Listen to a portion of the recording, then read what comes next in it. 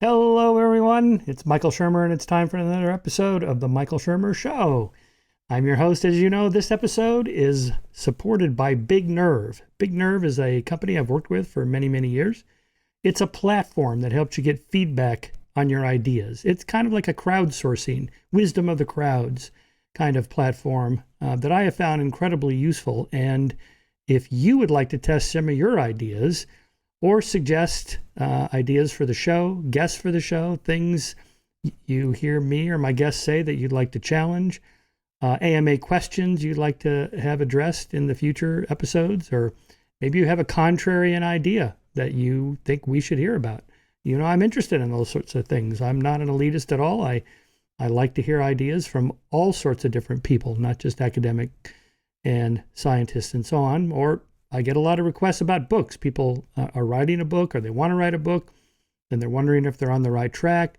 These are the sorts of things that you can post right now on Big Nerve and get feedback from me, from listeners of the show, from regular users of the Big Nerve platform.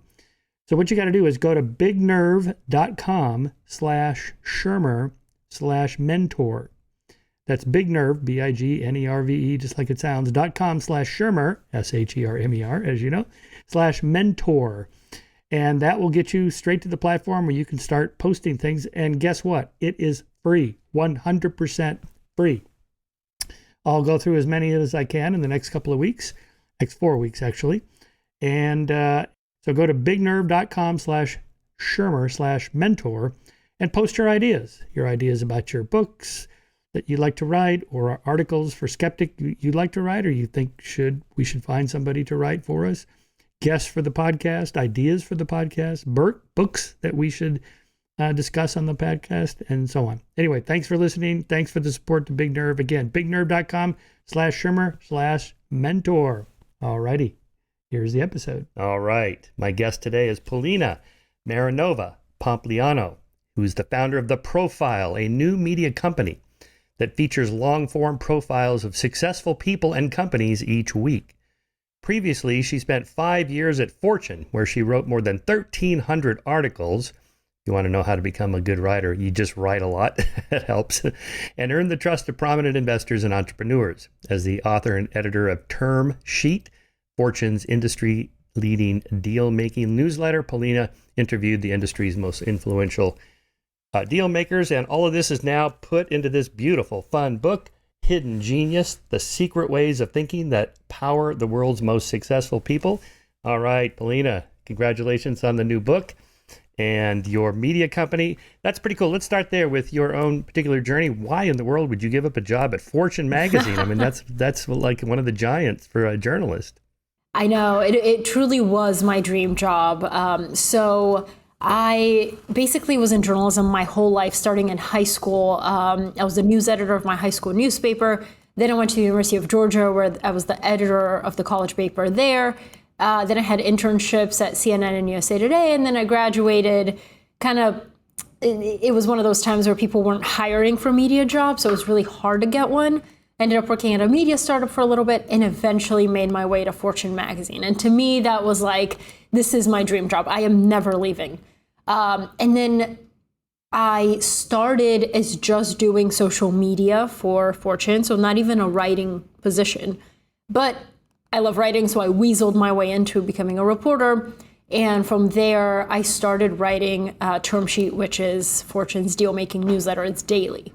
And while I was doing it, I noticed a few things, which was that the first one was that people trust people, not necessarily faceless institutions. So every single day that newsletter came from me, I would start having like conversations and relationships and building a community with the people that I was sending it to.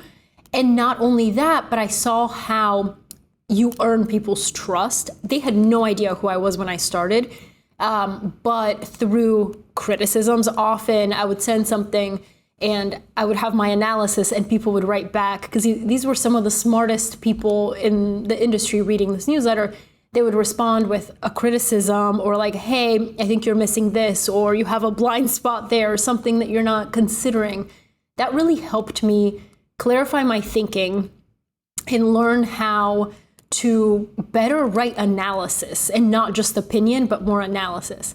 And then in 2017, media was having one of its cycles. A lot of people were getting laid off.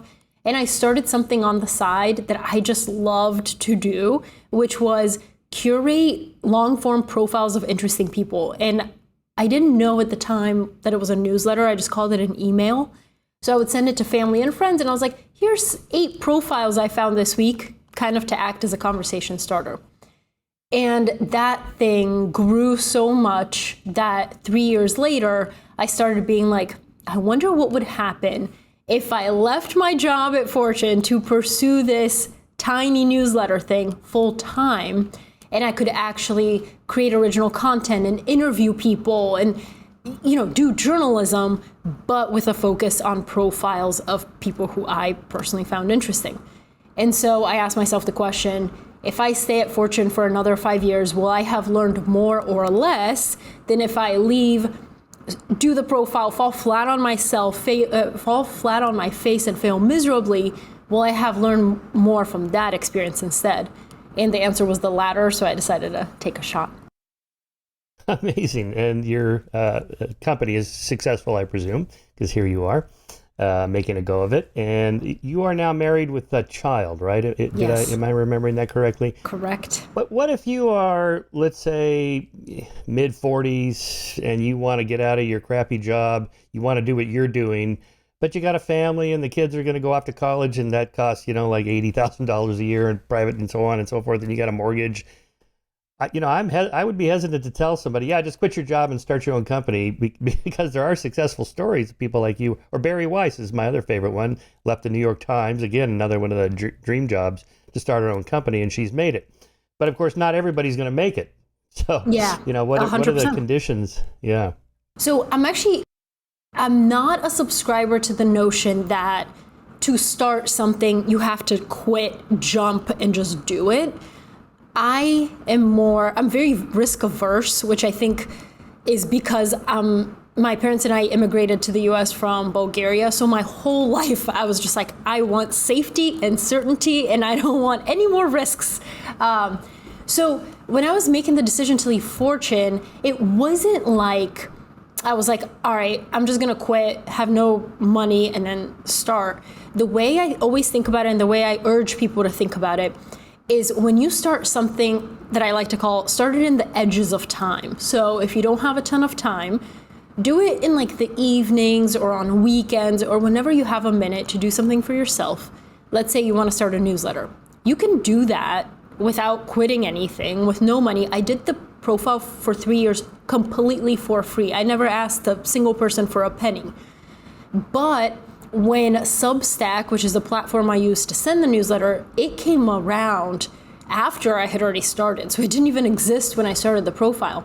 In 2018, when they started the company, they were like, hey, now there could be this thing where people pay you for your newsletter. I was like, what? People would pay for writing?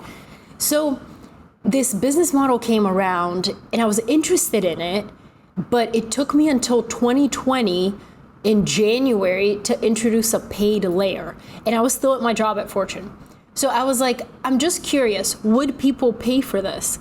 Once I saw a little bit of traction, I was like, I did the math and I backed into the numbers. I was like, okay, success to me, in order for me to quit my job at Fortune, I need the profile to match my salary at Fortune. Otherwise, I'm not leaving.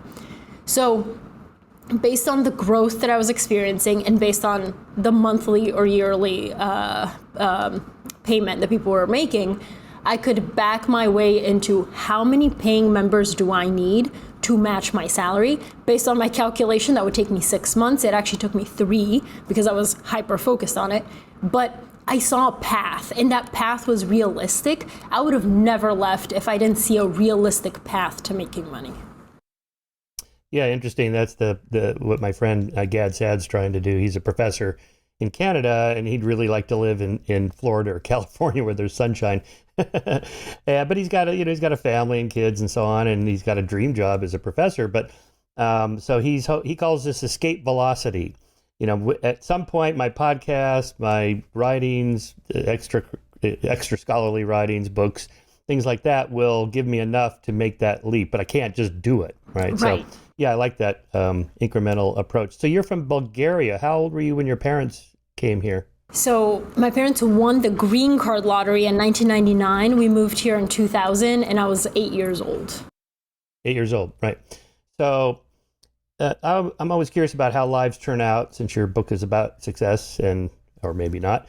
What does in your background or cultural history or that of your parents, you said you're highly risk averse because of, I don't know that much about the history of Bulgaria.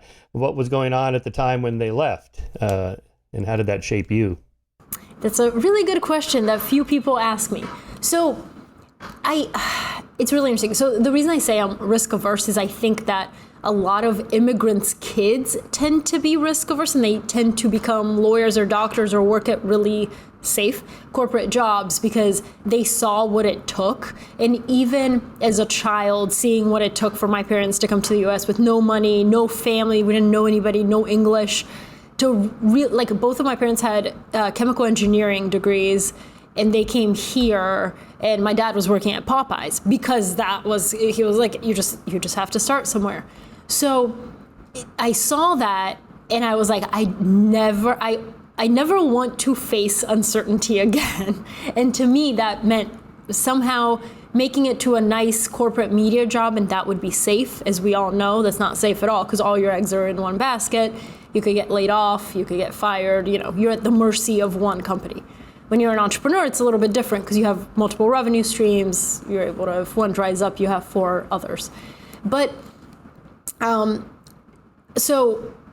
think the reason I love studying humans and the reason that I am drawn to people's stories is when we first moved here, I was in 2nd grade in Bulgaria. We moved to Atlanta, Georgia, and they moved me to 4th grade for unknown reasons. So I was always the youngest. I didn't speak English, and I was forced to observe a lot because I couldn't communicate. I've always liked writing, even in Bulgaria, but suddenly, I couldn't write, I couldn't read, I had to kind of start over. So it forced me to observe a lot and to become very socially aware of, I wonder what this person via their body language is trying to say, or I wonder why that person sits there in the classroom or in the cafeteria. So I became a really good observer, and I think that's really helped me in studying humans because I'm able to understand the subtext of a conversation or the subtext of a situation.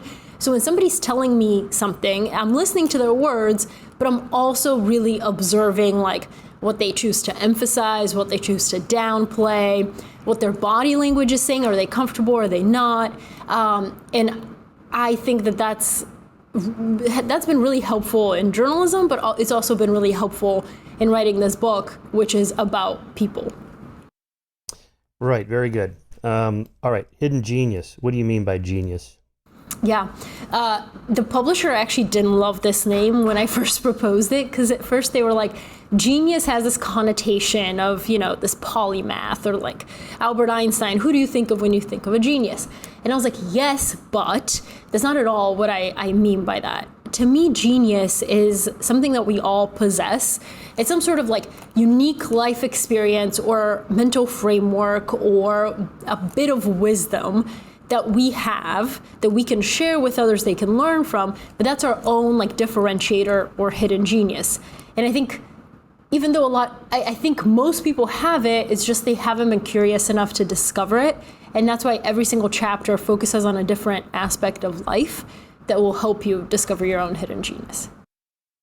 Okay. So as a journalist studying people, you mean you collected thousands of stories, or maybe so many of profiles of successful people. So here's my question. How do you know that successful person X, say Matthew McConaughey or Kobe Bryant or any of the big famous people you write about in the book, that what they did is the pathway to their success? Because what we don't know is how many people did that and they never made it. A lot. Or how many people are successful and they didn't do those things. They did something else. In other words, there's a kind of what I call a 2x2 causal matrix grid. You're focused on the upper left cell here of successful people who did X. But what about this cell over here, successful people who didn't do X, and down here, people who did X but weren't successful, and then the fourth one. How do you know? Yeah, so I addressed this in the introduction because, as you can imagine, Michael, the biggest criticism I get, people have an aversion to the word success. And so the biggest criticism that I get with the profile is, oh, you just study successful people. Of course, those are the exceptions to the rule. Those aren't the rule. And yes, I completely get that. And that is why in the introduction of the book, I actually addressed that. And it's like, this book is not about hero worship. It's not do this exact thing and you will reach this exact result. It's not that at all. It's about like every single person is so different from the next that you're able to learn from their stories, not idolize their stories. And I've met some famous, successful people in my life. I've never been enamored with them because I know that there's others who didn't make it. I know that there's failures, there's sacrifices they made. Maybe they didn't see their kids in order to achieve this other thing that they were passionate about. Missed out on a lot. So there's trade-offs with everything. And I think in the book, I try to highlight that. There's many, many times that they failed, but in this one way, they succeeded. And there's not a single person in the book that couldn't learn from another chapter. Maybe, Al Pacino, an amazing legendary actor, he didn't really have great interpersonal skills. Maybe he could learn more about relationships. It's more about like a learning than an idolizing. And I highlight a lot of the failures. Sarah Blakely from Spanx didn't hit it the first time. She had many, many failures that led her to where she is today. Right. So maybe the answer to my question is there is no formula. These are a bunch of different things that successful people do and have done. You try it on your own. Maybe it works for you. Maybe it doesn't. Try this combination, try that combination. But there are some general principles. I mean, almost nobody just makes it overnight, as you point out, they put in their 10,000 hours or 20,000 hours or whatever that we never see. And then all of a sudden they become famous. You go, wow, they came out of nowhere. Well, of course they didn't. So something like you have to put in a lot of time to master your profession. That 10,000 hour rule, I don't know what the research is on that of late, but it's sort of a made up number. But I guess the idea is that you have to put in a lot of time. Yeah, for sure. It's one of, kind of to answer or kind of related to your question, one of the guiding principles or the themes that I found across a lot of these really successful people is that they know that they have the skills to reinvent themselves. I think the people who try something and get knocked to their knees and then never try again, to me, that's a failure in that you didn't learn from the failure and you didn't try again. The people that I am drawn to, or the stories that I'm drawn to, are the people who have succeeded at something they wanted to accomplish, failed miserably, learned something from that failure, attempted something again, and then came out the other side with like lessons to share. And I think that there's something around the non-linear path, the more of the winding path, and the ability to reinvent yourself time and time again. Freaking Martha Stewart is relevant to my grandmother's generation, my mother's generation, my generation, because she's constantly reinvented her brand in such a way that the empire continues. She, a lot of people forget, went to prison for insider trading. While there, she was on the cover of Time magazine. It was like, Martha Stewart is over, her mug shot was everywhere. People never thought she would recover. And somehow, I listened to a podcast with her, and she said that while she was in that room, she was in prison. She was already thinking, like, what is my next move? I can't believe that I took so many years to build my brand and I shattered my reputation in a moment. How can I rebuild? And I think it's that, how can I rebuild, that is like true foundational success. Yeah, I liked your discussion in the book of the nature of the self, and there is no fixed self. You're just constantly changing everything from your skin cells and and bone cells and everything in your body gets recycled every few years to your personality, although that's at least partially heritable, but you can tweak it here and there. But your life outcome, if you think, the goal is to get to X and then just stop, that's the wrong way to think about success. So how are you defining success in this sense? I mean, I guess beyond that, it's whatever you think it is.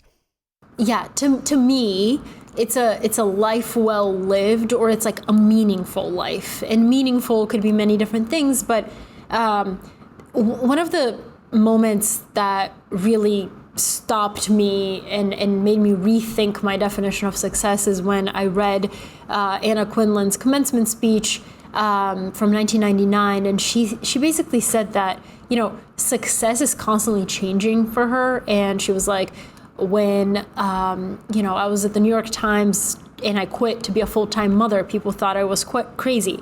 When I wanted to write a book, people said I was crazy. Like, it's constant self-reinvention. And she quotes Lily Tomlin, who said, if you win the rat race, you're still a rat. Like, it doesn't actually matter. So it's like, you have to be very mindful of how you define success. Do you define it by status, money, material possessions, things like that? Or do you define it by like doing something meaningful that gives you purpose? I was reading a book recently, and there was a quote by Oprah that said, don't ever tie your identity to something that you can lose in the blink of a board meeting. So that's why you hear a lot about these like Fortune 500 CEOs who have identified that way for decades as a CEO. Suddenly they lose their job one day, and then they're kind of, it's like whiplash, it's like what just happened? And it takes them a while to really figure out what their purpose is. Maybe their purpose isn't to run a Fortune 500 company. So when somebody asks you, what do you do? I mean, what are they really asking? I mean, I guess they're asking, what's your job? I don't know. It's impolite to ask much more about your personal life or how much money you make or whatever. So I guess this kind of a generic question. But there, your point is that it kind of forces people to say, I am X. Yes. And I guess the general principle is don't define yourself so narrowly.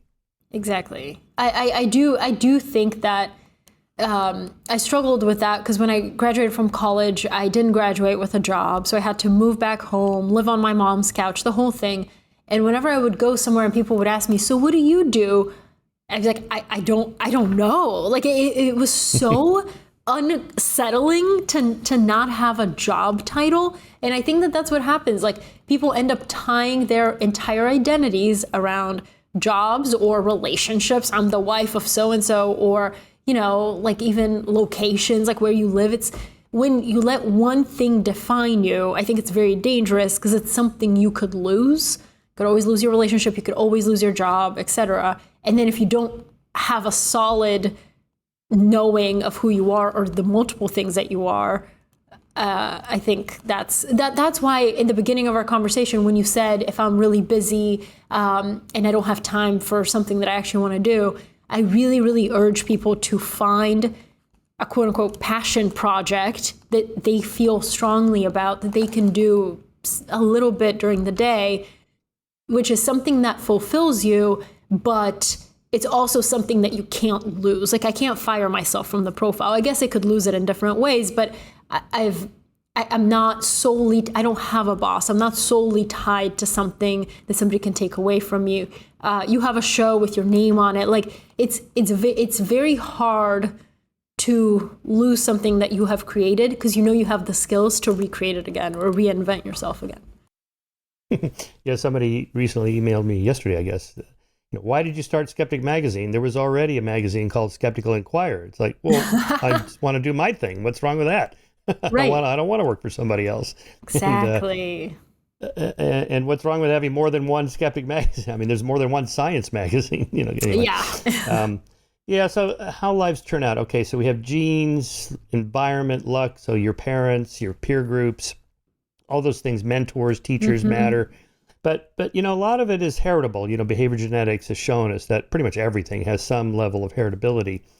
So I think about the kind of the role of luck in that sense. Like, if you're Martha Stewart and you're in prison and you're thinking, what's my next career move? Not everybody in prison thinks like that, right? I mean, some people are just born where they are energized. They get up in the morning and they go, I just can't wait to get out there. I want to work hard. I want to be creative and so on. Some people get up in the morning, they just don't want to do anything, or they just like, I don't care. I just want to have a regular life and not whatever, go to work, whatever. Some of that, maybe you can control some of that. Some of it, I think, is just temperament. That's true. That's true. Although I was thinking recently, actually, about luck. And I was talking to Francis Ngannou, he was the MMA heavyweight champion of the world. Oh, yeah. Yeah, and he has a crazy story. He was born in Cameroon, made his way all the way through the Sahara Desert, crossed from Morocco to Spain on a raft, gained asylum, was homeless in Paris. He has a crazy story. Ultimately made it to the United States. And when I was talking to him, I told him that my parents won the green card lottery in Bulgaria to come to the U.S. And he was like, oh, yeah, I used to apply for that every year, too. But I could tell, he was like, yeah. And I was like, why do you say it like that? And he was like, basically, I think about how different my life would have been if I had gotten up in the morning, applied for the green card lottery, gotten it, won it, and come to the U.S. that way. He was like, I'd probably be working as maybe a bodyguard in the U.S., but if I didn't have this absolutely insane journey through the Sahara Desert and made it that way, maybe I would have never gotten the opportunity to become the MMA heavyweight champion of the world. And it's just a really interesting way of thinking of how sometimes, yes, it's luck, but sometimes it's how life hardens you or shapes you into a different person because of the experiences you've had. I don't think I would have been as driven as I am today if I had stayed in Bulgaria. You know what I mean? I just think yes, you are born with certain traits, but I think they express themselves in different ways depending on your life experiences, if that makes sense. Yeah, it does. And I think there's unique contingent pathways that every person takes that cannot be plugged into a formula. So I mentioned behavior genetics. Behavior geneticists have this unaccounted for percentage of the variance between people that's not accounted for by genetics or the home environment. That is to say, you could have identical twins raised in the same home, and yet they still vary. Now, why is that? And there appears to be some luck involved in, even though you have the same genes, not all of them turned on the same way in response to the environment. Even being in the womb, one fetus is facing this way and the other one's facing, and they get a slightly different chemical bath from the mother or so on. Totally. Or, just even brain development, neurons, connecting to each other. They're not going to be the same, even in identical twins. One synaptic goes left and the other one goes right or whatever in the brain. And so they're going to be slightly different there. You and your twin, but you met somebody, a teacher or mentor, and that your twin didn't. And that it took you down a slightly different pathway. So that's kind of luck, although we don't think of it traditionally as luck, but that, we don't know much about that because it's hard to study, so so many of your examples in your book are along those lines that, they went left instead of right and look what happened. Or, the David Goggins story, how he pulled himself out of this, horrific situation. Maybe talk about that. It's what are the lessons from someone like that about that, bad shit happens all the time. Some people get it much worse than others. Certainly that would be an example. So how you respond to it. Yes. And I think this is a good point going back to what you just said. Some people are very driven and they're born like that. And there's some people who just get up and go to their jobs and they don't think much of self-actualization. Why? I think David Goggins had both sides of that coin, and it was one encounter almost that changed the trajectory of his life. He was born in Indiana, suffered horrific abuse at the hands of his father, rampant racism. As a child, he was very insecure, he had a stutter, all the things. And he grew up in an environment that didn't exactly set him up for success. So, as he grew up, he was overweight. He had a job spraying for cockroaches. He would get home at the end of the day with a large Steak and Shake, and he would sit in front of the television and watch TV. That was his life. Until one day he sat down in front of the TV and he saw a documentary on the Navy SEAL Hell Week. So it's like all the rigorous training exercises Navy SEALs go through before they become Navy SEALs. And that one program, in his mind, something clicked and he was like, I want to be that. So at like 250 pounds, he was like, I will be a Navy SEAL. Now people look at David Goggins today and they're like, the transformation and the discipline that it takes, not only to be mentally tough as he is, but like physically fit as he is, it's unimaginable. And in his book, he talks about it, but as I studied his story, he basically thinks about himself as being built, not born. So he was like, I was born one way. I was born a weak kid named David Goggins, and then I became Goggins. He kind of has an alter ego where he thinks of himself as this other character. And the thing that I took from him, the biggest lesson I would say for me, was that most people don't have the almost, is it like discipline or like courage to look themselves in the mirror and be honest about who they are and who they want to become. And he says that what he did was he went into his bathroom, he looked in the mirror, and he said, you're fat, you're lazy, and you're a liar. And so that sounds really harsh, but when you actually think about it, he's trying to say, these are all the things that I don't like about myself today. And then the most important thing that he said after that was, and what are you going to do about it? And I don't think most people get to the, and what are you going to do about it? They just stay in those like nasty labels. So what are you going to do about it? He started pasting little sticky notes around the mirror that was go on a 2-mile run once a week. Don't lie for validation today. Things like that, that super specific tiny actions, that these tiny actions then create a snowball effect until you become a different person, more of like your aspirational self. And that's probably the biggest thing I took away was the person you are today does not have to be the person you are tomorrow, but every tiny little action puts you on a path to a certain type of life. Yeah, I like that. I think those are called small wins. Like you make your bed in the morning. What difference does it make if I make my bed or not? Well, it's a small little thing you did. I forget who was the Navy. I think it was an admiral in the general, Navy. Yeah. And it sounds kind of silly and anodyne, but it's like, yeah, okay, I get that. And, just work out for 10 minutes and then maybe make it 20 and then go for an hour. And then, in a couple of weeks, you're working out 3 hours a day and whatever, you kind of build your way up to it. Exactly. So the small goals, it's amazing to me that people seem to need this a lot. Let's talk about self-help as a movement. I've thought about this. We've published a lot about it in Skeptic. And, does it really work? Well, saw our cover story on this years ago by a guy named Steve Salerno, who was head of the self-help books division of Rodeo Press, who was one of the big publishers. He said the number one predictor of who would buy one of these self-help books is people who already bought self-help books. And it's like, well, if it works, why do you have to keep buying them, right? And You're the new one addicted and the new one. And you got to get the the motivation tapes and put the poster on your wall and the Post-it notes on the mirror and all that kind of stuff. But maybe the answer is it's a different kind of work. When you say, does it work? It works, but you have to do it like every day, because every day is entropy's taking its toll. And if you don't do anything, you'll get weaker. Your mind will get flabby. Your body will get flabby, and your mind will get weak. Let's say, and so on. And so every day you just have to get up and go, okay, here we go. I'm starting over again. I got to do my workout. Got to do the thing with my kids or my spouse or whatever.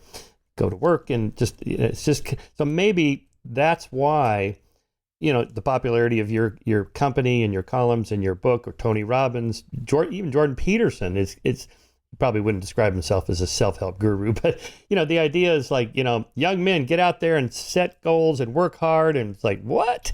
I mean, people don't know this. Apparently people don't know this. Yeah. It's so interesting. So the way I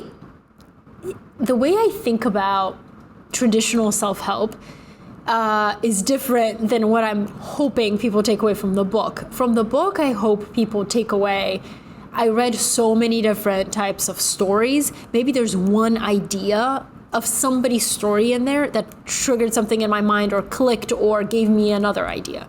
It's more about like idea generation and idea, what is it called? A collision that I hope people take away instead of just, I'm going to read this once and I'm never going to think about it again. Because I think that is, unfortunately, a lot of self-help books sound great while you're reading them and then you put it down, you never think about it again. But I do think there's something around surrounding yourself. Okay, so David Brooks from the New York Times wrote this thing where he was like, he calls it the theory of maximum taste. So he's like, surrounding yourself with genius broadens the brain versus if you surround yourself with like run-of-the-mill stuff. So if you're only watching junk food or junk content, then you're not going to generate new ideas and you're not going to have these like sparks of inspiration. But that's why he's like, when you were in college, you were likely forced to put really tough ideas into your brain and debate things and write essays on things maybe you didn't necessarily agree with. But it forced you to look at the world through a different perspective or read difficult material and like muddle through that instead of just run-of-the-mill stuff, which is a lot of people when they graduate from school, they just go on to their regular jobs and read whatever the clickbait article of the day is. But that depth is what I love about long-form profiles and memoirs and biographies. But in terms of, so for example, for me, the reason I started the profile truly is that when I had just moved to New York, I wasn't making a lot of money at all. And I was like 22 years old and I was feeling kind of lost. Like I knew I wanted to do something meaningful, but I didn't know what that was. And I started like reading. The first story I ever read that kind of sparked this and I went down a rabbit hole was of Sarah Blakely. Early in her life, she was also kind of lost. She was also from Atlanta. And she was like, everything I tried just like didn't work. Until she was an outsider in this industry and she thought of Spanx and it kind of started snowballing from there. But to me, I was always like, I want to be really, really good at asking questions because I know that's good for journalism, but I just like, I want to be a good conversationalist. But that was hard for me because I was very introverted. So what I did was I surrounded myself by watching videos and reading books and reading articles and listening to podcasts of people who were really great interviewers like Oprah Winfrey. And I would pay attention to things like their body language and what they did with their hands and how they leaned in when somebody said something interesting or followed up on a question. Those are things that I would have never learned if I didn't get that depth. So to me, the book is like kind of like it's like an appetizer. It's like a sampling of people's stories so that one of them may pique your interest and you may go really, really deep on that person's story and it may resonate with you and help you develop ideas. Yeah, I like reading memoirs and stories about people's lives, especially as they normally go, which is not always smooth. Because then when it happens to you, you can think, oh yeah, but that guy that I admire, he went through all this shit too. So, okay, I'll just hang in there. So there's kind of a role modeling effect and then a mentoring effect. Like, that guy's doing what I want to do. I wonder how he did it. I'm just going to go meet this is what I did. I just go meet this person and just, what is it you do? How do you do this? How many hours a day? So I'm just going to do what you do to a certain extent and then adjust it for myself and exactly. so on. But I think a lot of people don't, and we don't know who those mentors are unless the person writes the memoir and says, these are the people that helped me in life or something like that. I can't imagine anybody successful without somebody along the way helping them. I mean, this was President Obama's point in that speech he gave, and which conservative heads exploded when he said, you didn't build that business, you had help. By which he meant, the government builds roads, made the internet and so on, and now you get to capitalize on that. Or you had a mentor or a teacher that helped you along the way. Don't forget to be, sort of grateful for the good things that have happened to you, along with your own hard work and so on. Yeah, and I also think it's an important point here to mention that those people, you don't have to know these people. Like, you don't have to know them personally. The best example of this that I can think of is Tyler Perry, who's a billionaire. When he was first starting, people wouldn't give him the time of day for his plays that he was writing or his films that he wanted to make or any of this stuff. And in turn, because nobody wanted to participate and give him money and fund his projects, he ended up owning everything himself. That was kind of a blessing in disguise because he owned his entire creative output. But he said that when he was a child, he would get home from school and he would watch Oprah. He didn't have other aspirational figures in his community that he could look at and be like, I want to be in entertainment. I don't know anybody who's made it in that space. So Oprah was kind of his like northern guiding light. But he saw that, and her message happens to be own everything. And the first time that he actually got to meet her, she told him that. And a large reason that Tyler Perry is a billionaire is because he was underestimated in the early days, and that he did get to own everything now.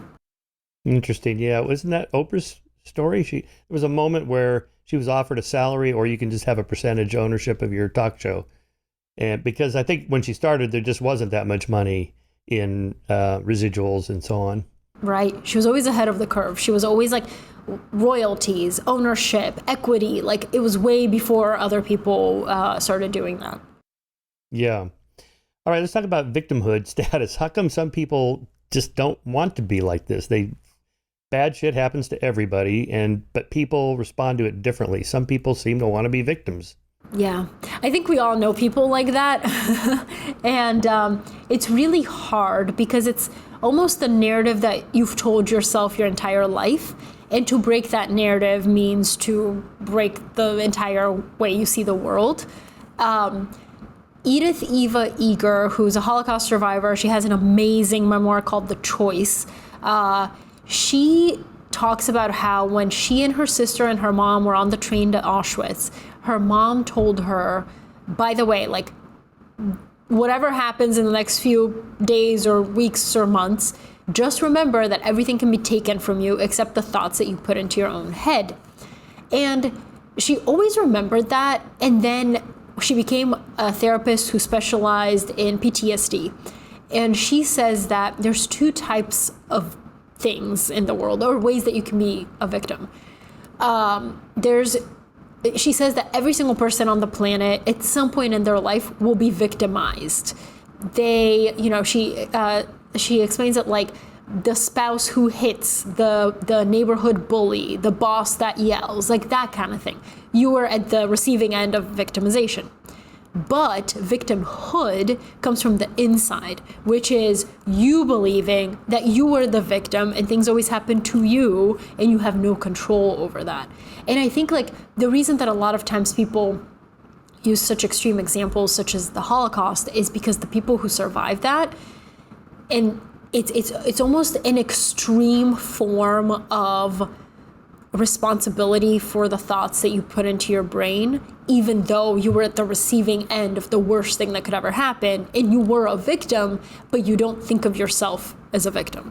I think that there's right now in the world we live in kind of two extremes. There's the extreme victim mentality, and then there's also the extreme like ownership mentality where it's like I am the what is it, the king of my universe? I don't know if that's a phrase. Master of my fate. The captain of my soul. Exactly. Yes. That's what I meant. The captain of my soul, and you are you're responsible for every single thing that you do and that happens to you. And then there's the people who are just constantly victims no matter what. I think in the book, with the clarifying your thinking chapter, which I'm sure that you had a lot of opinions on given Skeptic. It's more about like, how can you get closer to the truth or closer to reality and see it a little bit more objectively so people can start moving towards the middle. Well, this is the point of cognitive behavior therapy is to program yourself to stop looking at things in a negative light, reframe the things that happen in a positive way. I always showed my students Jocko Willink's little video short called Good. So, I mean, they just roll their eyes like, this guy, he's such a bro, it's kind of high testosterone, but he has this point, is that when bad things happen, you just say, good. Now I have an opportunity to grow stronger, become anti-fragile, learn new things. Some people use that as motivation, right? Some people, like Kobe Bryant's and the Michael Jordans of the world, they look for things that to somebody slighted them, even if it's completely untrue. Yes, so they have fire and motivation. Yeah, that's right. Michael Jordan used to do that. He talked about that in that series. In the series. The Last Dance, right? Just to get myself super motivated. Exactly. That's really funny. Yeah. But so are you worried, today's Zoomers, the Gen Z, seems to be more victim oriented than previous generations. There's a fair amount of research backing this up. And then there's also this other movement or this other trend that's disturbing, is this kind of spike in suicidal ideation, depression, anxiety, cutting, and so on. About 3 times more females than previous generations, and about 1.5 times for males. And these are like teenager, young 20s. Yeah. Check out research by Jonathan Haidt, the NYU social psychologist. He talks about this.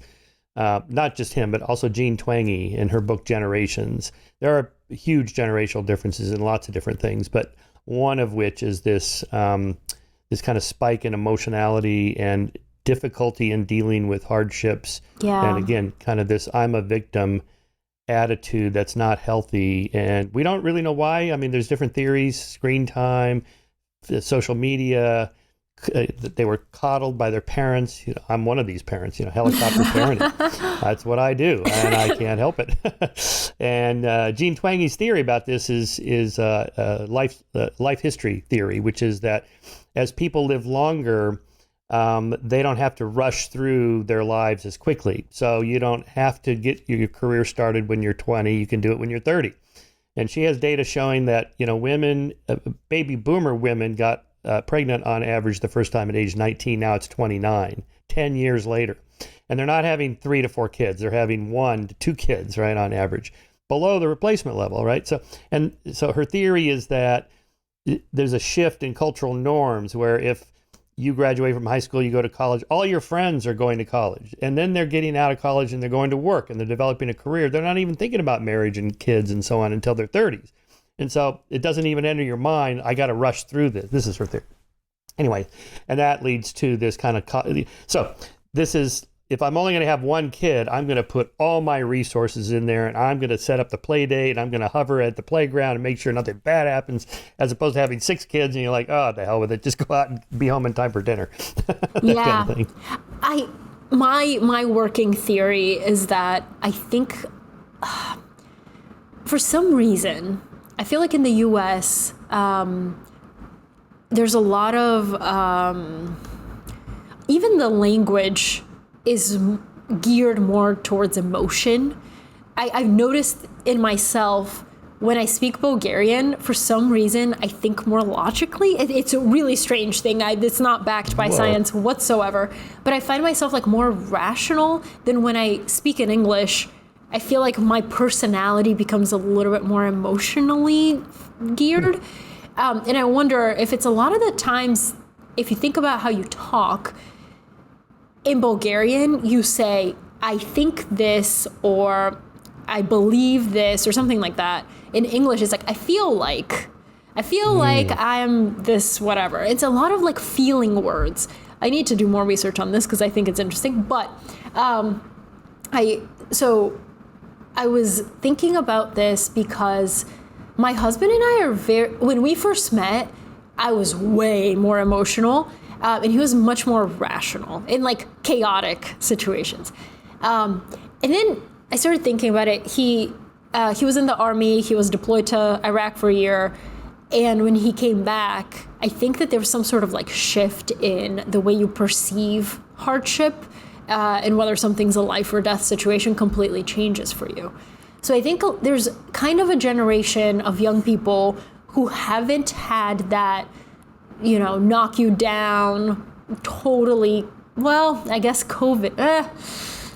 It's tough. It's hard to say. I think it's like something that every generation has a really bad event that really disrupts their life. And for this generation, it could have been a global pandemic, but somehow I think that made some victim mindset people even more victim, and some personal responsibility people even more that. There wasn't like a uniting effect. But yeah, that's really interesting. I honestly, I don't know what the solution is, but that is a devastating statistic. It is, yes. And so, we need to do something about it. So there's proposals of, limiting screen time for your kids, and no phones, smartphones in the bedroom after 9, that kind of thing. I don't know if it'll have the effect that we think, because we don't actually know the cause. All right, let's talk about fear. You write about Cheryl Strayed and her story. People are fearful of a lot of things. What's the take home there?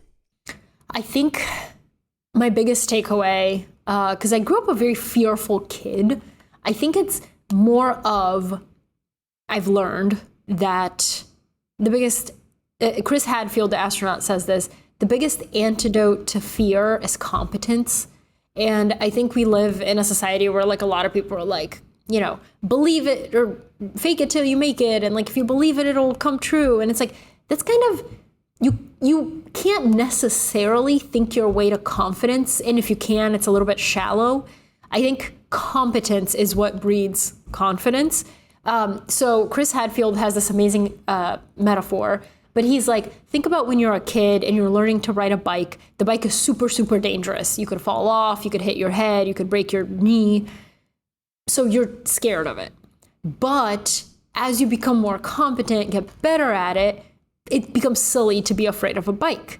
And he's like, but the important thing to realize is the bike didn't change. The bike is just as dangerous today as it once was. You are the one who changed. So he has a quote that says, things aren't scary, people get scared. And I try to keep that in mind of like, if I'm fearful of something, it's probably either because I haven't been curious enough to better understand it, or I just simply don't have the skills to deal with it. And that's the David Goggins theory, right? Like if you do one hard, even small, one hard thing a day, when you get, that big life blow, you're more confident that you can deal with it because you have the skills to deal with hardship. I think you call this elective hardship. Yes. Yeah. So putting yourself in voluntary hardship moments so that when the involuntary ones come, you're not completely unprepared. Yeah. Well, a bicycle is one thing. I'm not going down in a submersible to the Titanic.